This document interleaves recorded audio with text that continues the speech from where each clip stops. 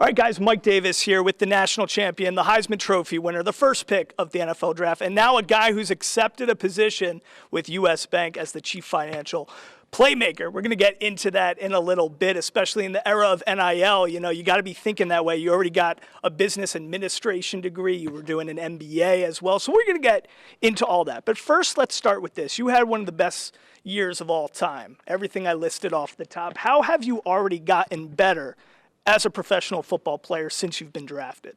I believe that the NFL, college, high school, they're all very different levels. And once you elevate and graduate to the next level, there's a lot of different intricacies, nomenclature, and just the entire identity of the league that you need to learn and then evolve to be a part of. And a big thing with being a good football player and striving to be a great football player is the necessity to evolve. And the same skill sets that have worked in college are not all going to work in the NFL. And so I've taken this time of OTAs, mini camp, and the times having spent with the coaches and without the coaches in Las Vegas to try to do everything possible so I can be ready to adjust to the NFL level when it comes training camp, preseason, and then for the season. Okay, now to me, you know, it's all about the intangibles and the tangibles, and you got it all, baby. So let's break this down, because growing up in Miami, your guy, your idol, was Tom Brady. A guy everybody's now talking about how you called him Mr. Brady during your draft combine interview. I would have done the same thing, but now you're with the Raiders. You're a part of the team. How intricately involved is he with your development, your maturation? Can you just shoot him a text and be like, hey, we've been going through this in the quarterback room. Give me some advice on this. What's your relationship with him right now? Yeah, the opportunity to be able to talk to them in the pre-draft process was a great experience. It was a little uncalled for. That's why I was kind of taken aback and, you know, hit him with the Mr. Brady, which I always want to be respectful, and that's number one. But our relationship now being a permanent player and part of the team has increased. And with all the quarterbacks, whether it's Kirk, Aiden, Jacob, or me, we can all call him, I'll text him, and make sure that we know what we're doing, because he's an owner of the team. He wants to invest in the team and invest in our development, whether it has to do technique, schematics, or just in general advice life-wise. I love you said something about that you're doing active and passive learning right now. Tom Brady, you alluded to, he's got a newsletter he's working on. The way that you're approaching your NFL career is the same way that somebody would approach a career in finance, a career in insurance. I mean, even the way that you just list things on your LinkedIn, and now you're partnering with U.S. Bank, but you have all these really authentic brand deals that you're incorporating into the fabric of who you are. Tell me just your approach. You know, your parents, your dad's an pediatric emergency room physician. Your mom, we all love Elsa and her story and her strength.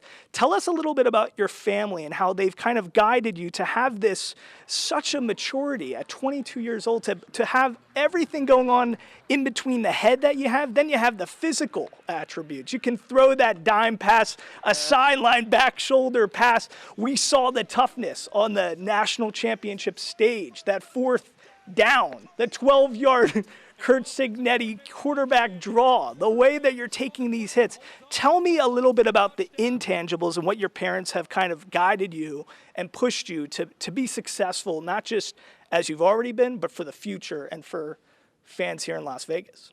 Well, my parents, Fernando and Elsa, have been instrumental parts of my development and also my brother's development. And without them, I would not be here where I am.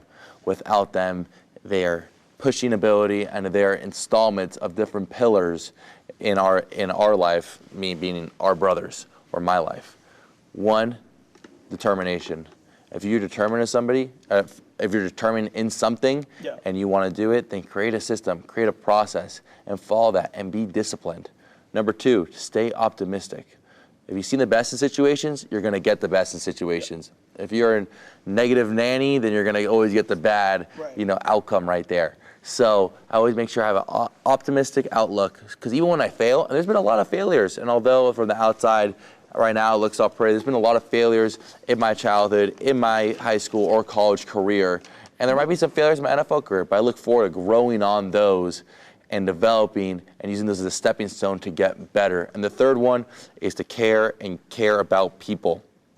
To care about people and create genuine connections. That's what it's all about. Everyone says that life is about relationships, and it's a value of your relationships. So whether it's my family, friends, new friends. See, there we go. Now this is a good day for me. It's all about I'm already creating friends with Fernando Mendoza. See, let me ask you about this, because this is where you're a unicorn, okay? You were a 2-star recruit in high school. You were going to go to Yale, okay? Yep. I mean, the other schools that were in the mix were Lehigh, University of Pennsylvania. I mean, it wasn't like the #1 schools in the country were knocking down your door. You had a higher GPA than your national star rating for football. I mean, it's the That's invert. funny. I don't understand that. Yeah. I mean, think about it. You're a 4.87 in college. In high school, you had a 4.7. It's the inverse of what usually occurs with the #1 overall pick in the draft. He's usually, a 4.7 5-star recruit with maybe a 2.0 GPA. So it's the opposite for you, which is so crazy. And you consistently bet on yourself, right? You go to Cal. Then you see the opportunity. Your school that was in your backyard, the Miami Hurricanes, they didn't want you. Then they kind of gave you a little bit more in NIL. You're like, no, I'm going to stay with Signetti. I'm going to go do this thing at Indiana. Tell me about the way that you bet on yourself, the chip on your shoulder. To me, you have a lot in common with Tom Brady. Even though he was much further on draft pick, not the top pick of the draft, and he had to battle guys like Drew Henson and stuff at Michigan. But to me, you guys are cut from the same cloth because you got that determination, you got that will, the willingness to want to be great. Tell me a little bit of how much you see of yourself in him and how just being a 2-star recruit, how much of the chip do you really have on your shoulder? Yeah, well, first of all, Tom Brady, he's the GOAT, and there's no comparison between me and him, especially at this stage of my career. However, we need that. Having researched Tom and other great athletes, having that chip on your shoulder and having a calculated chip on your shoulder is a very instrumental part to your success and growth as an athlete, in believing in yourself, taking that bet in yourself, doing everything possible to prepare and win the next game and to dominate that opponent.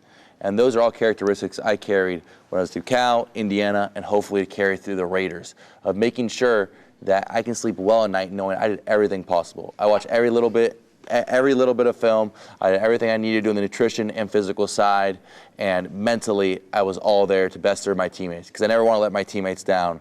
So if I can do those things, I can sleep well at night knowing that, hey, if it's a positive outcome, fantastic. Even if it's a negative outcome, hey, it happens. There's things to learn from it, and you get better for the next experience, but at least I know I did everything possible at that moment in time. I love it. To me, it's like I can't even find time to pick up my dry cleaning after work. And you graduate undergrad in 3 years. You're doing the MBA while you're at Indiana. Let's talk about the situation that you've walked into, because most of the time a first overall draft pick, comes into a situation that might not be as good as this one. John Spytek has done a tremendous job facilitating a situation where you have some great cornerstones. Not only did you get Tyler Linderbaum, a guy who's already been in your quarterback room, as I've heard, but him being at center, Ashton Genty providing the running game, and then you got the best security blanket ever for a rookie quarterback in Brock Bowers, your tight end. How has he facilitated a situation that's not just all about you, but it's about the team and how you're stepping into a situation as the #1 overall pick that could be one of the best situations we've seen in a long time?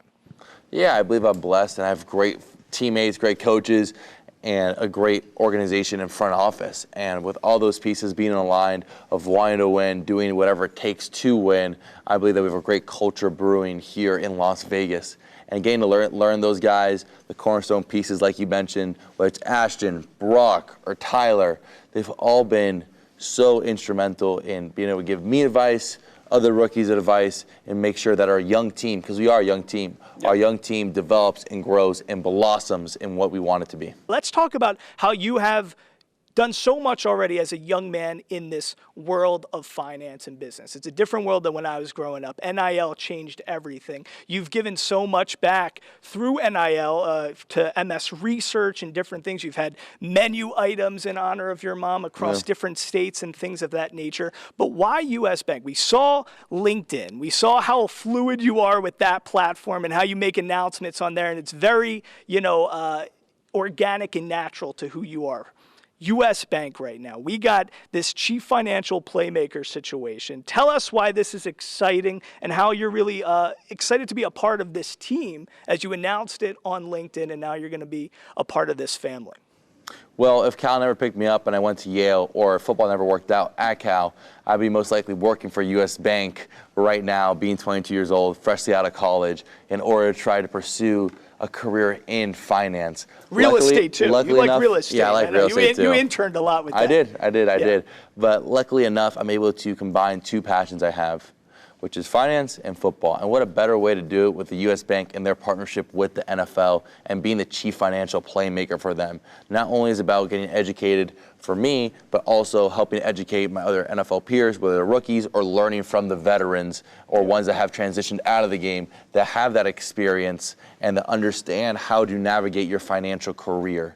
And it is very natural because, I only try to do partnerships that are organic and natural because U.S. Bank, being a financial institution, one of my best friends works for U.S. Bank. And so I'm able to actually see behind the curtain the way that it's a high quality business and company really speaks to me, and it's something I want to be a part of. I love this. The Financial Edge program. You accepted a position, you said, quote, you're on a mission to ensure the financial well-being of athletes and their families, which I love, for generations to come. It's a great partnership. You're now the chief financial playmaker with U.S. Bank. Listen, you are the face of the franchise. You're the future hope for everybody here, for the Silver and Black Raider Nation. Las Vegas is wishing you the best of success. Thanks so much for spending a lot of time with us, and I'm sure we'll be having a lot more conversations in the future, unless Max Mendoza steals my job, which listen, I want to meet this guy. I got to do an interview with him, too. Yes, sir, you got to. Okay. Well, thank you so much. Fernando, thank you so much. We God appreciate bless. it.